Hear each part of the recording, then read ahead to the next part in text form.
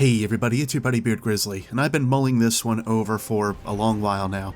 I try my best to think through situations, and if I have an emotional outburst once in a while, well, I have those, but I try to keep them to a minimum.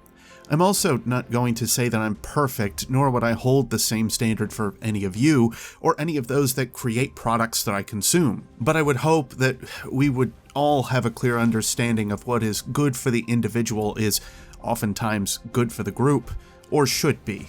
Also the needs of the many and all that. Thanks, Bach. I rewrote this about 4 or 5 times. This is my final time on this topic, so whatever we get is it. I've spent way too much time on this considering other projects. The reason is because I saw it approaching 6 or 7 to 9 pages on other drafts and said, nah, I don't need to do this quite this far. And I should say that I was still only about halfway through some of the overall ideas, criticisms, and so on that I could have. This is actually as close and concise as I could be, which is still saying something. I have 2 focuses I want to look at, ones that I think I'm rather exposed to within the time I get to play Destiny, and what I've focused on in my general games history and my library. I'm a story-based gamer, and I love to hear the tales and universes of these games and movies and books that I read, etc., more often sometimes than I do actually getting a chance to play the games that I do. Rare, if ever, is it that I will find myself putting a lot of time past the story of a game, except to revisit certain pieces and so on for me. Dead Space, for instance, I played 24 times now, the first one, and I still go back to it yearly because it's just that much fun for me. Destiny is a bit of an outlier, that being said. Halo had the same effect, to be fair, but I think that's thanks to the simplistic nature of Halo. Destiny offered something that games like Monster Hunter did for me, which is an alright story, at least, a lot of in-depth lore or things that I can look past the story for, and a combat and character system that just, bar none, was amazing for me to dig into. And it still very much is. I log in almost every day at least to do my Banshee bounties for my enhancement cores. I still need a load of those for the new armor and all that. Also, I feel the couple main points I have today rely wholly on other elements of the game, so you bet we'll be looking at all angles, or as best as I can. And while I love Destiny, it doesn't mean it doesn't need improvements, and I will be more vocal in my want to see changes and understanding of what I would personally feel of the game. However, if I ever go too far off track or start in any way or no way at all to speak for you, then tell me. Though I generally think that's not the case. This is my promise to you guys, and I hope a continued one we can all share for each other, along with understanding that not every conversation is going to end in resolution. Agreeing to disagree is okay. Maybe we don't have enough information, but that's also not your fault in the instance of a live service game especially. Well, not all the time. Even then, we should be citing sources and blah blah blah, I'm rambling. A couple side points that I should really get out there. I'm not too happy with the state of Crucible, and I feel I will leave that to those interested to talk it over. I know True Vanguard has talked about his applications of how the Crucible is a mess due to the community as much as Bungie. He does bring up a couple pieces like matchmaking being a mess, anti-cheat being a higher focus, and a few other major points. I will say that anti-cheat needs to be a continued focus for this title, and improvement is needed. I also wonder in a peer-to-peer world how VPNs are also screwing up connection-based matches, or how connection is actually made for some of these matches for the algorithm that they have, or if they are able to, but anyway, Crucible left for those more interested folks. I'll also say that those points, though, are carried into my feelings for Gambit as well, but a lot of that comes down to allowing weapons like Truth into the game to begin with. But I feel the weapons debate is about as good as Wacko pointing out the 50 states of the US as the 50 weapons that we're mad at this week. This highlights my point that ultimately, weapons balance, inclusion, and effects of equipment, while not limiting the weapons that can be used in scenarios or otherwise, is completely on the decision of Bungie. Use what you want, and I'll never get too mad about it. Again, too mad, but I'll have some things and names to say as I mutter under my breath at you. Hate the game, don't hate the player. I should also note that there are several regular players I've talked to that have dropped the game entirely due to matchmaking and cheat issues being more widespread. I would argue if you think there isn't something wrong at this level, then look outside your own view. There is, and it drives people away.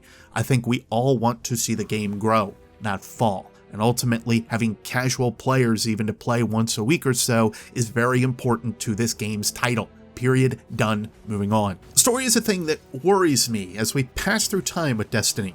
More and more, in fact, in some ways. Now, I will say I love that Saint 14 is back.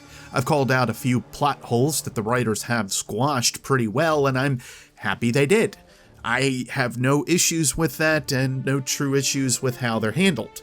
I still have some questions that need to be answered, but the end of the season is also not here yet, and so I will leave things go. We'll have a seasonal review that I think is important to have for the story of Destiny, which is, I guess, a quarterly review in a way? I don't know. A shout out to Ishtar Collective and the others for hosting the quarterly lore review. I loved hearing it, gang. Saint 14's return marks a very important time for the city. It shows that old heroes may yet come back, or that there is hope in having more incredibly strong helpers return to the fight. After the loss of Cade, it's been a bit of a roller coaster. But there is something amazingly off about this season, and it's carried through most of the seasons that realistically we've had with Destiny, especially with 2 and so on as we've gone along. The best way I can highlight it is by being an incredible weeb for about 5 minutes. Not that that's anything new, given the studies in East Asia culture as long as I have been, and moving on before I get in trouble. Who here remembers or recalls the anime Bleach? I mean, I know I used to watch it a whole lot when I was younger, but just sort of grew away from it. But as Vegeta says, I liked Bleach when it was Yu Yu Hakusho, and I liked that show when it was Dragon Ball Z. Alright, not my best Vegeta, but we'll go with it. So you can see why I had a general affinity for it, because I haven't made enough Dragon Ball references on this channel. Never. Not me. Bleach, like several other popular anime that isn't Dragon Ball, like Naruto, had this problem. Filler. Some anime today have forgone that in the case of Hunter x Hunter or some other popular ones. I'm thinking off the cuff here, forgive me for not really looking into it further. And today's anime largely doesn't interest me anyway. In fact, ever since Bleach, really. Bleach had a huge issue with filler, and this list from animefillerlist.com shows off just how bad it got. But it wasn't so much the fact that the anime had filler as it was the content of that filler. It didn't expand on the story whatsoever or just say, hey, maybe we should move to other projects for a bit within the studio while the manga catches up.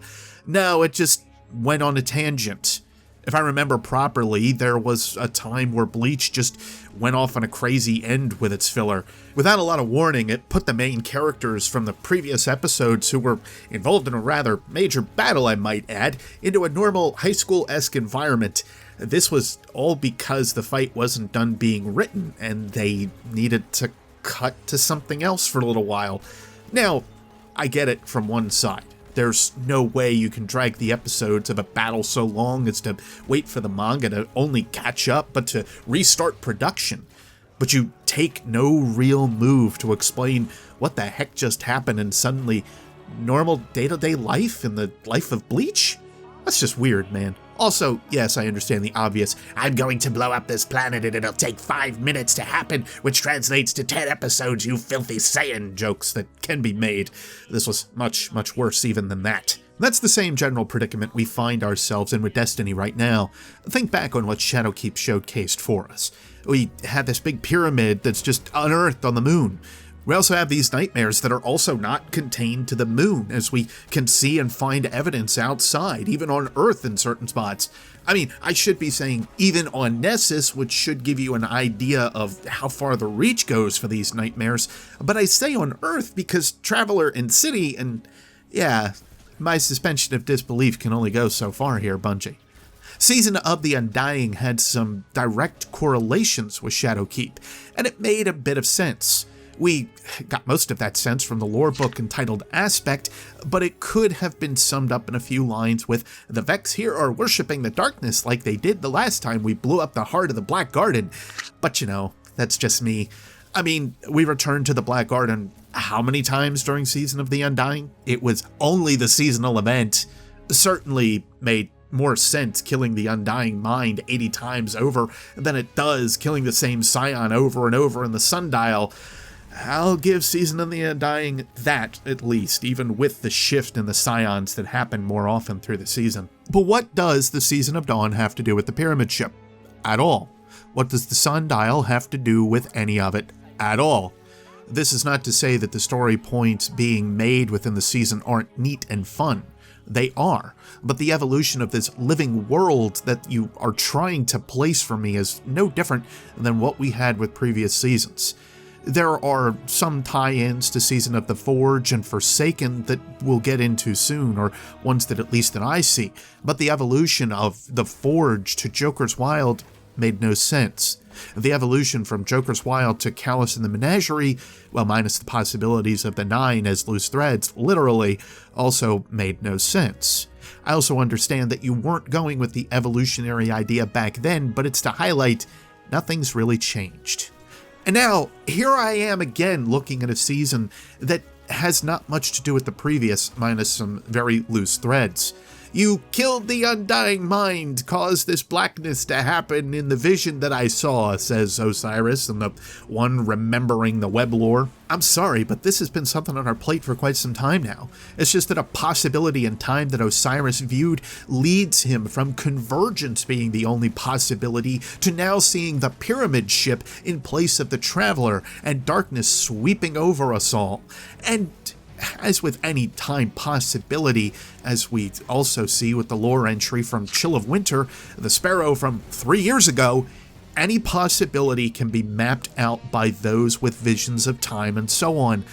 But you took out the future work cult, right? So we're not going to talk about that anymore anyway. Kidding aside, mostly, I could put aside these ideas of Season of Dawn being filler if we had more involvement with Eris and the Pillars to this point.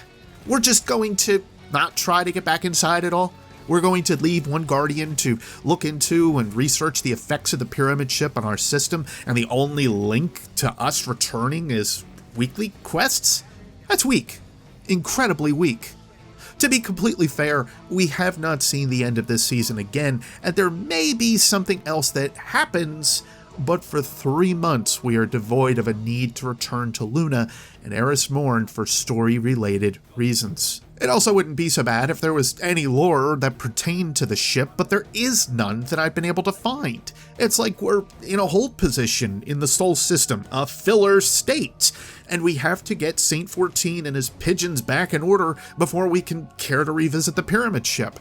It doesn't make a lot of sense. It's cool, but it doesn't follow along with the points made in Shadowkeep.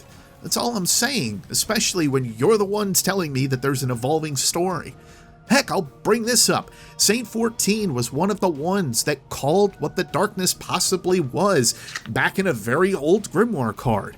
Saint 14's position argues that the darkness was an invading armada, an alien force of incredible but tangible power. Some adherents believe that this armada sprang from species rejected or discarded by the traveler for their sins. You've got a piece. Use it. This comes down to a major piece that Bungie and Destiny have seemingly suffered from for a while now. It's not art. It's not music. It's not graphics and design.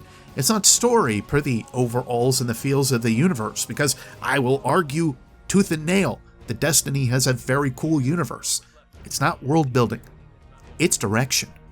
The direction of Destiny has shown me so often how things do not move in an evolutionary manner whatsoever. And by the way, that's your end goal, right? A living world. Evolution is part of that. I will return to Season of the Forge as one of the best examples of this. 801 has had the same inventory now since it was fully unlocked last December. Might have been a little later on, but you get my point. Can't recall entirely. Because of this, we haven't seen additions to her Forge systems. We've seen nothing added to her to keep her relevant and to make the weapons she carries farmable into the future with new activities and so on.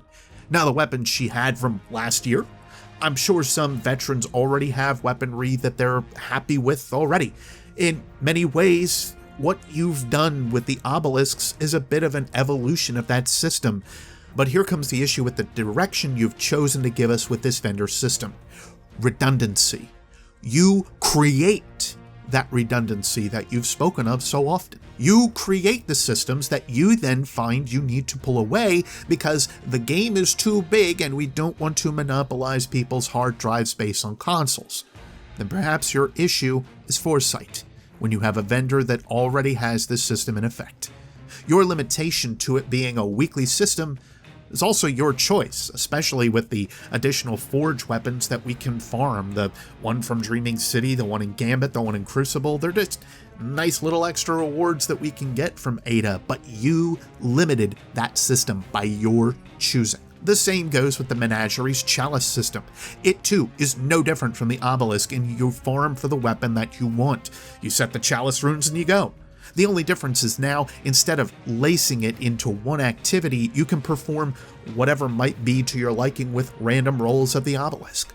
The game is in need of a massive vendor rework, not just a refresh, a rework.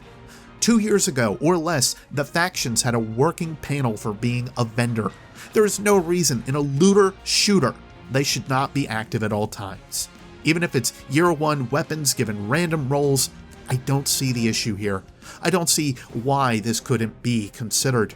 Drifter's inventory and stock of bounties continues to be, and I will argue this to the end of time, how all of your vendors should look. With a focus on both game modes of Gambit with Gambit and Gambit Prime, along with having some outside events that can also link back to these vendors from outside of Gambit activities, this should be your goal. My thoughts would spread on for at least another page for what we could do with this rework of the vendors, so I'll sum it up as quick as I can. For Ada, have her Forge weapons be obtainable from Strikes or Menagerie or whatever the seasonal event is. Carry the frame into the event by still doing the same things we would normally, returning to Ada even, I would argue, and then boom, weapons for us. The way you explained it is pretty easy. The point of the Season of Forge was to uncover the Obsidian Accelerator for Ada. Give some means that a pocket version is under tests for you as a Guardian, and your success causes the item to forge. Suddenly, Ada 1 is relevant again. The same could be done with the Chalice with Callus as well, and I could finally have a major use for those runes that I do have outside of going to an older activity. I could also see you expand this system per season to add another class of weapons into the pool, adding another rune to the mix. Farming old weapons is by far one of the largest pains in this game, and having the Chalice makes that a bit easier. Expand this system and Callus wares. Instead of just having the same list of weapons you have, like the snipers, the SMGs, and so on, add in a rune for ARs, at least. You don't have to add armor in there, but at least add it in for weapons. As per Reckoning, yeah, I'm not sure about that one. It's very much its own activity, but I know the argument can be made that it's the same at the Forges and the Menagerie. I just invite you to think outside of the box in a game that's all about power fantasy. You could make the synthesizer act like a Forge frame of the Chalice, as I mentioned above. This would make it easier for all involved to get their Gambit Prime gear if they chose to. And believe it or not, this all leads to the last point that really bugs the crap out of me. FOMO, or fear of missing out, is being weaponized to a large degree. And yes, I'm going to be heavy-handed enough to say weaponized. The season's idea is great as an overall. I do have an issue with the manner in which the seasonal activities are handled, however, especially with feeling not enough care and attention is applied to them under the guise that they are being thrown out in a few months. I mean, as a developer that worked on these, I can only imagine how this could feel to have your work tossed to the wayside after a while. Again, I'm empathizing. I'm not saying that I've worked on them, but I'm just saying I can imagine that that sucks. Same with us as players that may genuinely enjoy the activity or enjoy the armor sets and weapons we may never get again. Now, you have 3 months to get those items, and considering how easy it is to get those items, not counting the season pass for all members, but at least for the most part, I would argue things look great for the seasonal model. I don't mind it so much for that. It's things within the seasonal model that make me a bit skeptical of the ethics involved in the system. Corridors of Time is not the only point of this, but it is the latest one, and I would say by far the most egregious. Closing the corridors after the season is done not only makes sense for the story you're telling or have told so far, but it also makes the most sense for the players of your game.